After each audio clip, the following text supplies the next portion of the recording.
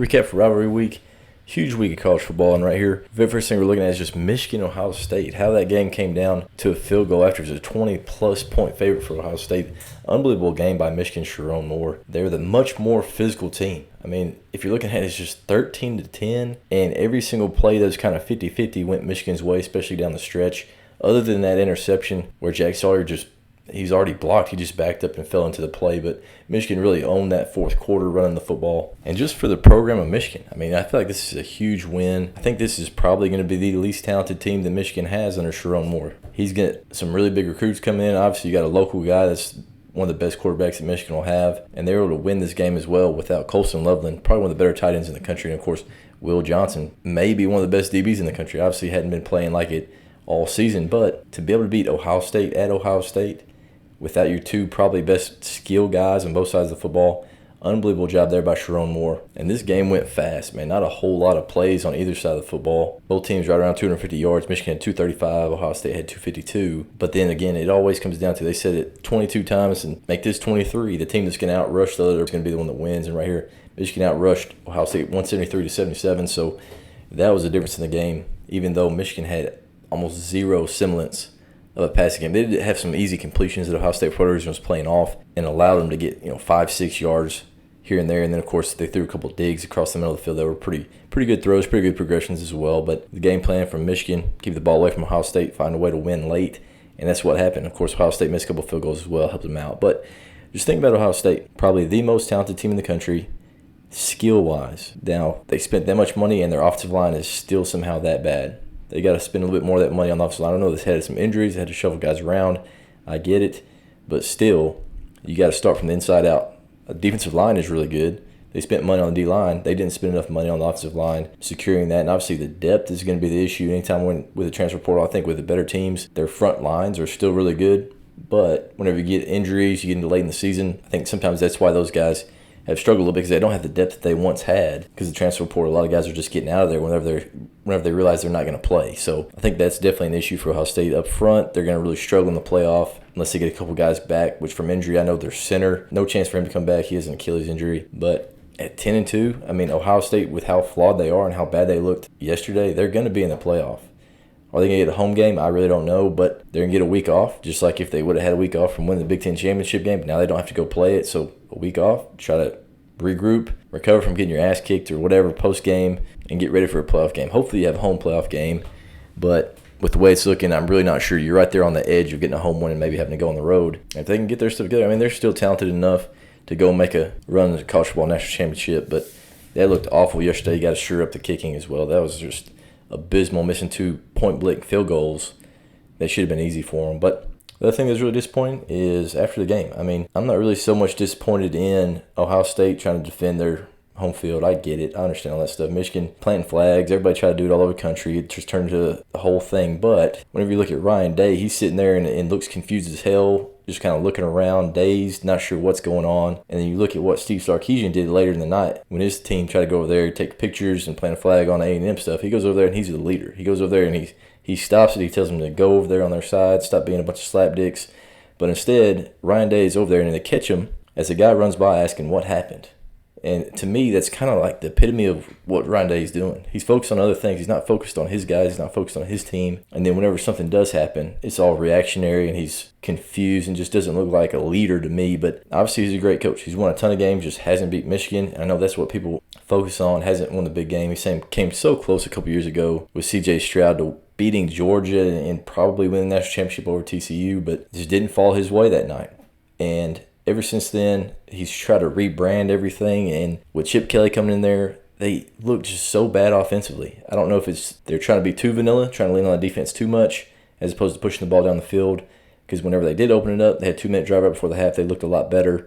Just throwing the ball around, get the ball in space, stop sitting there trying to beat your head against a wall, which is what they did most of the night.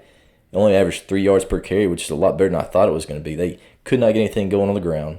And then they refused basically to throw the ball vertically. When they did throw it vertically, they did get some calls, and they did make some plays. I mean, they're better on the outside. I mean, they're missing their best corner. Take some shots, try to push the ball down the field, make this into a higher possession game than what it is, than what it ended up being.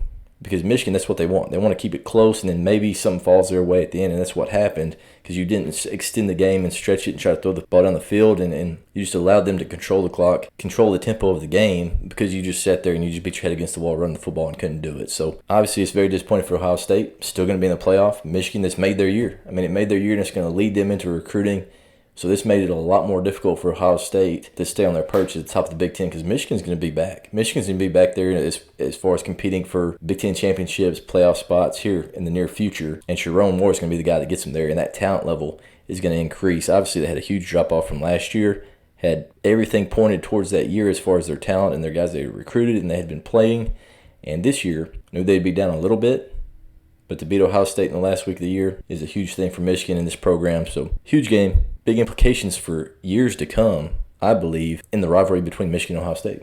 Next big game to look at is Texas going on the road to Texas A&M. First time they played in, I think, 13 years. Great environment. You know everybody's fired up for this game, and Texas goes in there and just absolutely strangles them. Not a whole lot there for A&M to do. I mean, the defense from Texas was so good.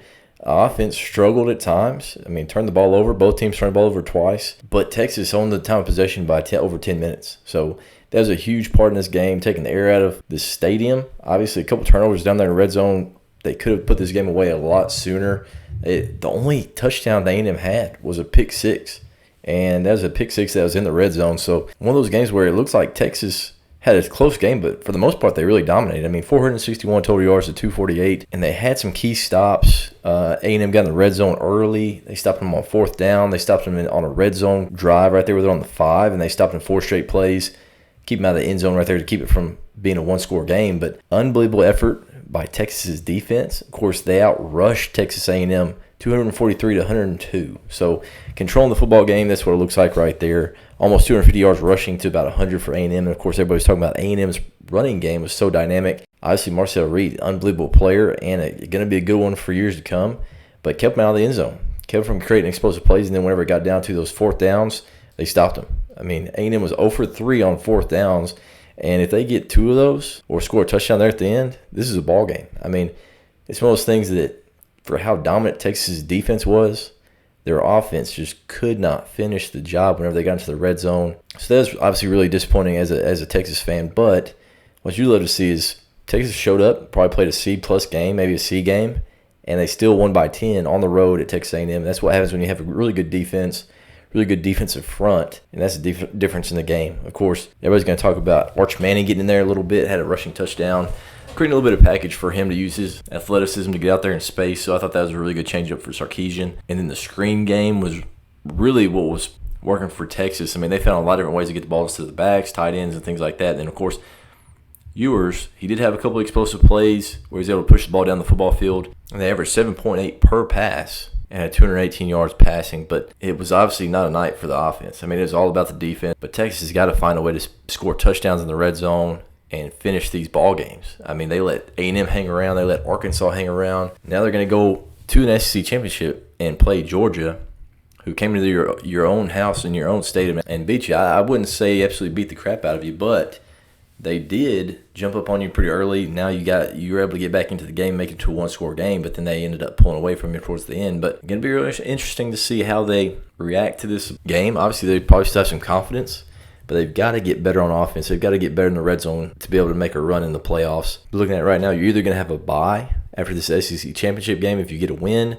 If you lose, you're going to have a home playoff game and probably be a 5, maybe a 6 seed. So hopefully you can get that offense rolling a little bit with maybe a home playoff game or maybe a bye week to try to get some stuff figured out. But either way, they've got the talent to get it done. On defense, obviously they were playing really well. Just got to find a way to be a lot more consistent offensively in the red zone. Really looking forward to this next matchup against Georgia. See how both teams have grown since their last matchup in Austin. Still thinking about this SEC matchup, and now you're talking about Georgia. I mean, what in the world happened this week against Georgia Tech? Georgia Tech's a pretty good football team. I've been saying that since that week 0 or whatever, when they went over to Ireland and beat the crap out of Florida State. Now, Florida State was not any good or ended up being no good, maybe because Georgia Tech just absolutely demolished them in all their confidence. But either way, Georgia Tech should have beaten Georgia on the road, and that's something that was really surprising about the week. Georgia didn't play well defensively at all, especially early. The run game was able to take advantage of some things from Georgia. They were a lot more physical, ran the quarterback quite a bit. And you think about a quarterback having 24 rushes. That's what Haynes King had for Georgia Tech. 24 rushes, 110 yards, average 4.6 per. Another running back. I mean, Jamal Haynes, he had 91 yards on 13 carries, 7 yards per. I mean, to run the ball on Georgia's defense and get 260 and then throw the ball for 303 as well. Unbelievable game there by Georgia Tech. Of course, this one went to 8 overtimes. And there were plays, and you can go back and look at the film, look at everything, and say, man, Georgia Tech should have won this game. If they hand the ball off on I think it's a power read, maybe counter read, they end up walking into the end zone. I mean, there are plenty of times when Georgia Tech should have won the football game and just didn't. Georgia just made the plays and were there whenever they had to be and came down to the last thing. And the crazy part about it is when you think about all these two-point conversions and all these fancy plays all Georgia did to win the football games, they ran inside zone with a little bit of fly motion to make people think it might be a jet sweep. And they just ran straight at them. I mean, at some point, whenever you're just going alternating two-point conversions, you run out of the two-point conversions that are all fancy. At some point, you just hand the ball inside zone, or maybe you feel like you have something as far as just your goal line package that you can get in. And right there, Georgia to win it, that's all they did. Just ran inside zone, walked right into the end zone. But with that being said, just the resilience of Georgia to find a way back. Obviously, Carson Beck is the guy that's got to lead them back. I mean, 28-43, 297. Didn't have any interceptions, which is big. Obviously, whenever they played Texas last time, and of course, when they've struggled at times, he's been throwing interceptions. But in this one, no interceptions. If he would have thrown an interception, they lose this game easily. But right here, 5 touchdowns, no interceptions. Huge game from Carson Beck. And you're going to need that next week against Texas defense as well. Even though everybody talked about, man, Georgia probably had a letdown game, whatever it is, man, you got to give Georgia Tech all the credit in the world. They've been physical all year and play really tough football. They're hard to stop, and they control the game, and that's what they did this one. Now, Georgia Tech did jump up. I mean, if you look at the box score and everything, Georgia Tech's up 17-0 and has the football. And they end up fumbling it, and then Georgia recovers it. They go down and score, and now it turns into a ball game. But right there, second quarter, already up 17-0, and they end up fumbling the football. If they don't fumble right here and they go down, maybe tack on a field goal or just control the ball, Georgia may be done. I don't know. But right there, great resilience to come back from 17-0, send this thing to overtime, tied at 34, and then after that, man, it just turns into a crazy game.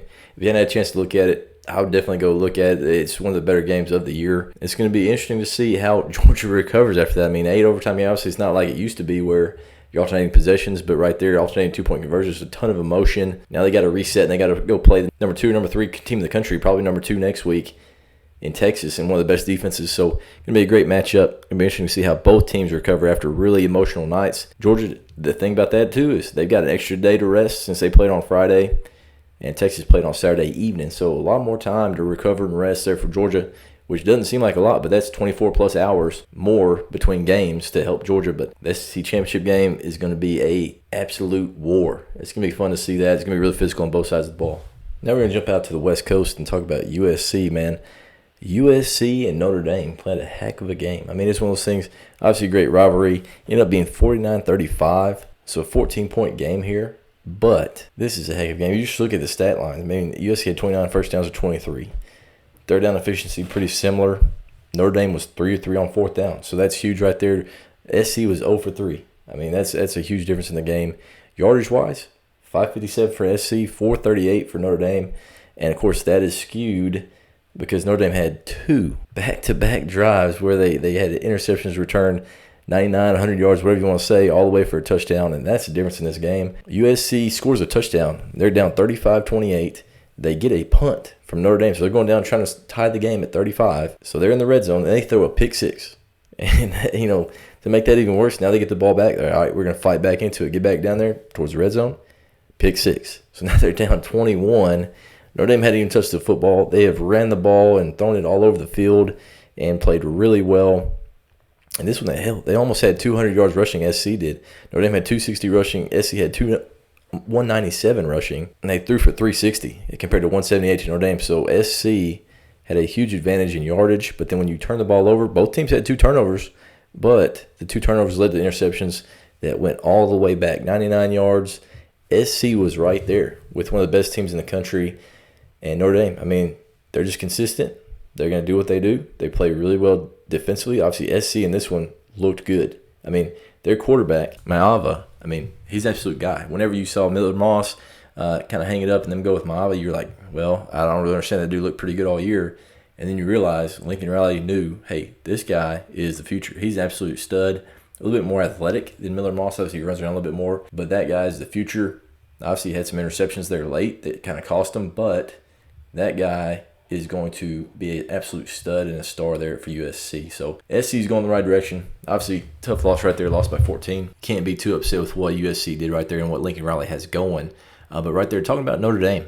I mean, Marcus Freeman, these guys are going to be in the playoffs, and you just scratch your head about the Northern Illinois loss. I mean, Notre Dame, they are who they are. They went down to A&M, just like Texas did this past week, and pretty much ran the football on them and held on to it. I think A&M is better than what they were early in the year right now, but I also think Notre Dame's a lot better than they were early in the year. So Riley Leonard really coming into his own. Denbrock really finding out what his strengths and weaknesses are. And, of course, Jeremiah Love, probably one of the best running backs in the country. Unbelievable player, extremely skilled. Only had 13 carries, but had 100 yards. He's been carrying this offense along with Jadarian Price. I mean, two really good running backs. And then with the quarterback run that Denbrock has, obviously, same thing they had at LSU last year with Jaden Daniels. But Riley Leonard, not quite the athlete that he was, not quite the arm strength, but a tough dude that just finds a way to win. And you got a team that's probably going to host a home playoff game. So it's going to be really interesting to see a home playoff game at South Bend, Indiana in December. I know everybody's going to be jacked up for that. I wonder how much those tickets are going to be. I mean, if you guys want to give one away, I mean, I'll take them if you're just giving out tickets. But anyway, going to be really cool to see home playoff game at Notre Dame. Those guys have earned it. I mean, their schedule is not the toughest, but, I mean, they beat the teams they're supposed to. Other than Northern Illinois, I get it. Northern Illinois, that loss absolutely sucks. But to have the Irish at 11-1, going to the playoffs, home playoff game, South Bend. Let that sink in, man. South Bend, Indiana, hosting a home playoff game. That's going to be an awesome time to be a Notre Dame fan. It's going to be fun to see what the matchup is here in a couple weeks for the Irish. But anyway, if you haven't had a chance to see this game, go look at it. I mean, it's a fun game. Two really good football teams. I think SC is a better team than the record shows. I mean, 6-6, but I think they're building. I mean, their defense is getting a lot better. Jaden Maiava is going to be an absolute dog. I mean, he's really good. And, of course, you can get skill guys at SC. Got to continue to build from the inside out. Still talking about the O-line, D-line.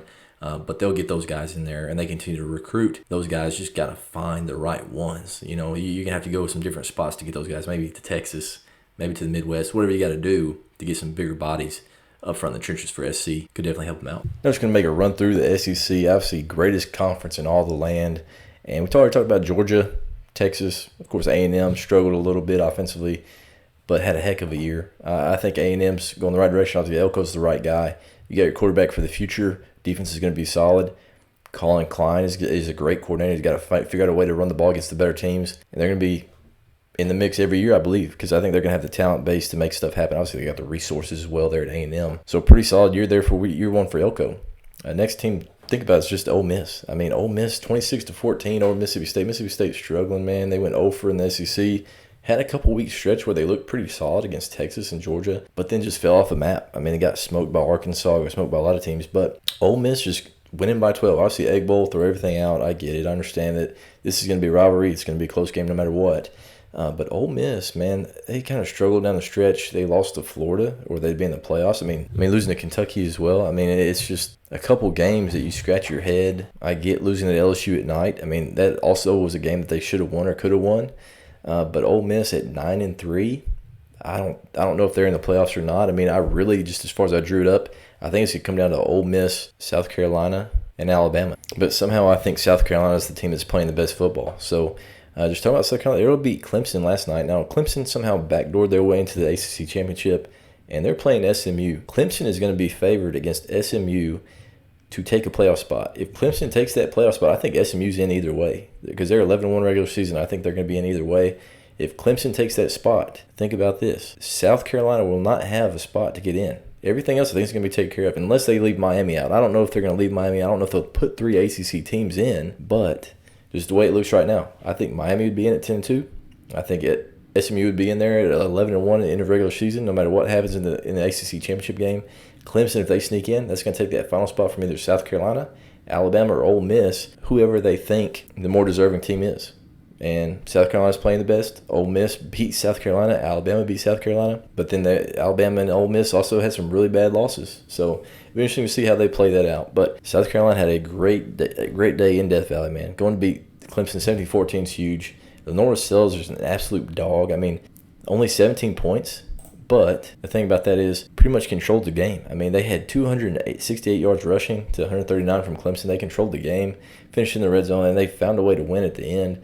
And they're playing the best football out of anybody probably in the SEC right now. I would pick them over anybody. I mean, Texas, Georgia, I don't care. If they line up and play today, I'm picking South Carolina. They got a quarterback that rushed for 166. They got two really good running backs somehow.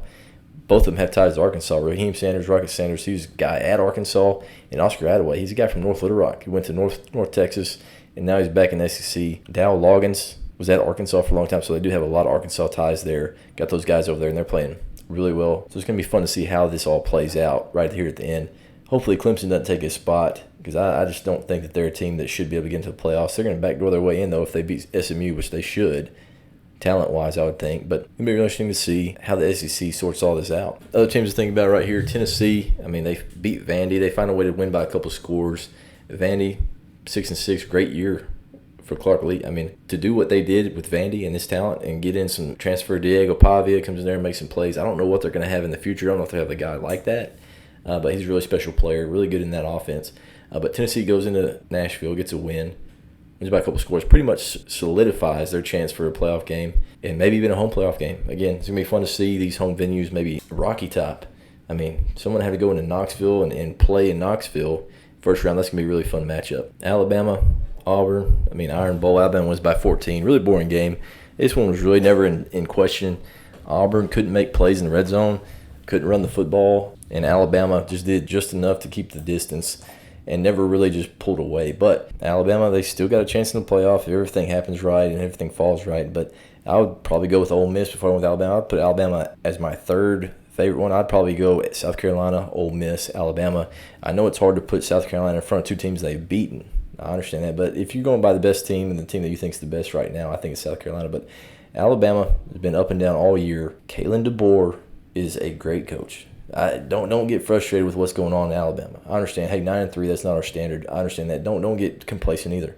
But understand that Kalen DeBoer is going to bring in absolute dogs, and he's going to get his guys in there, and he's going to be able to hold them accountable. This was a year that was very hard as far as transition. Whenever everything happened, a lot of guys hit the portal. We're able to get a ton of guys in, not just a lot of depth. In the future, they're going to have a lot better football team, a lot more depth, and they're going to be a lot more consistent. They're going to be really good offensively. Defense, I really do like Womack. I think he's one of the best defense coordinators in the country, and he's going to get that defense right. They're going to get that talent right as well. So don't panic if you're Alabama. They're going to absolutely be dogs here. Next year and into the future, they're going to win national championships with Kalen DeBoer. Believe me on that. But think about the other team right here, Auburn. Coach Freeze, it's his second year. Peyton Thorne has really struggled at times at quarterback. They've had pretty solid offense as far as the numbers. They haven't scored in the red zone, and they've turned the ball over. Whenever you do that, you're not going to have a consistent football team.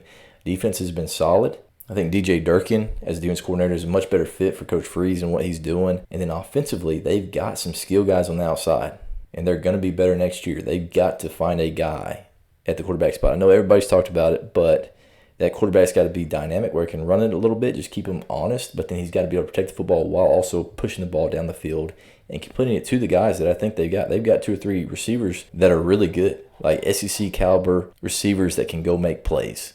So I think it's going to be interesting. Obviously, year 3 is going to be a make-or-break year for Coach Freeze. I think he's going to be much better. There'll be a paternity pick in the offseason. But right here, season's over. 5-7, didn't even make it to a bowl game in year 2. So that's tough. It's going to be a long offseason. But I think with the guys they've already got in there and the guys they're going to bring in, you got to give him a chance right here to get this roster where he wants it.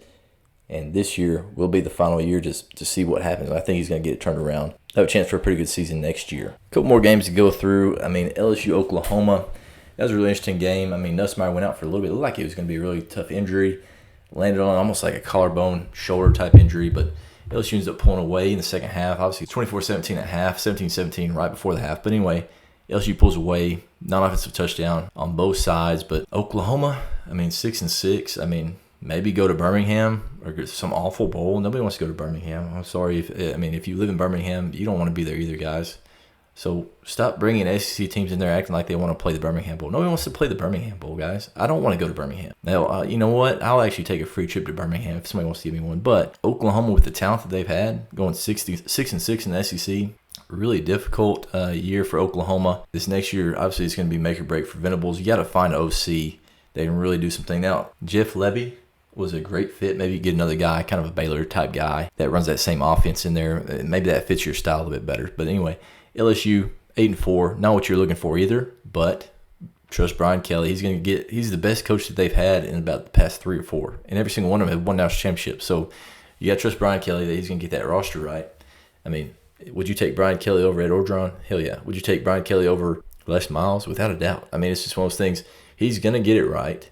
He's the best coach they've had in there since probably Nick Saban. I know it's a different world now with everything that goes on with NIL, whatever, but Brian Kelly's a good coach. Trust him right there. I think next year they're going to have a really good chance to make some noise as well. Florida trounces Florida State. Finally, just a mercy killing of Florida State. They go 2-10. Unbelievable drop-off for those guys. But anyway, Florida wins by 20. 7-5 for Sunbelt Billy is what some people used to call. I wouldn't call him that. I'd call him, Florida head coach Billy Napier. But anyway, Florida wins by 20. Great turnaround. I mean, everybody thought he was dead in water after A&M beat him at home for the second loss at home in about 3 weeks. But comes back, gets to 7-5, gets to a bowl game. And, of course, DJ Lagway is the future. I mean, if he would have just stuck with Graham Mertz and they're 5-6, 5-5, whatever, I think he does get fired. But when you go DJ Lagway and you know that there's a future, as long as he stays, you got a really good chance right there to hold on to Florida. And they're doing nothing but getting better. I mean, they had some big wins here late in the year that can spring them into the offseason, of course, a bowl game as well. But really happy for Florida and those guys being able to hold on down there. Next game to talk about, Louisville and Kentucky. And not going to lie to you, I'm not going to look at that game. That sounds miserable. Louisville wins 41-14. Kentucky stinks. Somehow they beat Ole Miss. If you're an Ole Miss fan, that should piss you off. But Kentucky, they just gotten worse and worse throughout the year. The offense is awful, but I guess everybody's just content with it and going to allow Mark Stoops to stay there for the rest of his life if he wants to. At some point, I think you're going to get tired of it, though. So, again, this next year, there's nobody going to get fired in the SEC this year. But next year, there's going to be a lot of guys on the hot seat that really have to make some things happen. Obviously, think about Auburn, think about Arkansas, Kentucky, maybe even Oklahoma. So not a lot of movement this year. Next year could be an absolute bloodbath. But last game to talk about, Arkansas and Missouri. Missouri is a 9-win SEC team, and they haven't really beat anybody that was very good. So the discrepancy in schedules is unbelievable. But Missouri, number 21 team in the country, wins by 7 in the snow. Miserable game, really boring. Arkansas turns the ball over like they've done in every single game they've lost.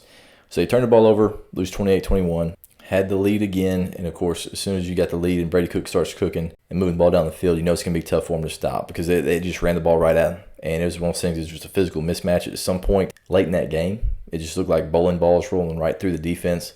And then Brady Cook breaks off one on a draw play when Arkansas is trying to bring the blitz. They do a great job picking everybody up. And Brady Cook just splits it for about 30 and scores a touchdown right there to go up 28-21. Arkansas can't get anything going. They get down there close, even get a throw into the end zone that goes through the hands of the receiver. Good play by the DB as well, but they had a chance late to tie it up. Just weren't able to quite make those plays. But as far as Arkansas, 6-6. At the beginning of the year, that's probably what everybody kind of thought. Chance for a bowl game, I understand it. Missouri, 9-3. Whenever you look at their schedule at the beginning of the year, you thought, all right, they can make 8 wins to 10 wins. That's pretty much what they should have if everything goes right. So they hit 9-3. Everybody else in the SEC that's 9-3, they're talking about them being in the playoffs. Missouri, not so much, just because their schedule is so light compared to those other teams. But heck of a year for Missouri. I mean, 9 wins for Missouri in the SEC. If you would have said that 2 or 3 years ago, you'd say, hey, that's a heck of a year. Now, Arkansas, on the other hand, they're saying they're going to stick with Coach Pittman. And, of course, he's having hip surgery tomorrow. Didn't even come down to the field for the game, but he's in the press box for this one. But a really interesting time at Arkansas.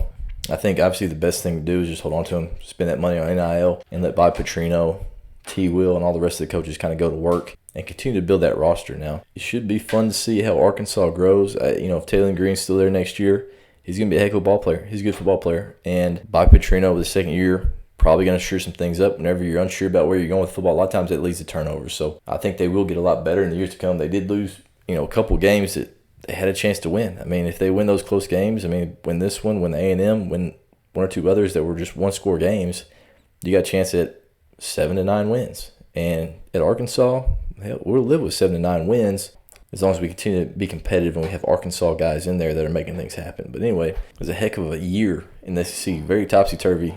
No clue what would happen any single week. And it's going to be awesome to see what happens with the playoff.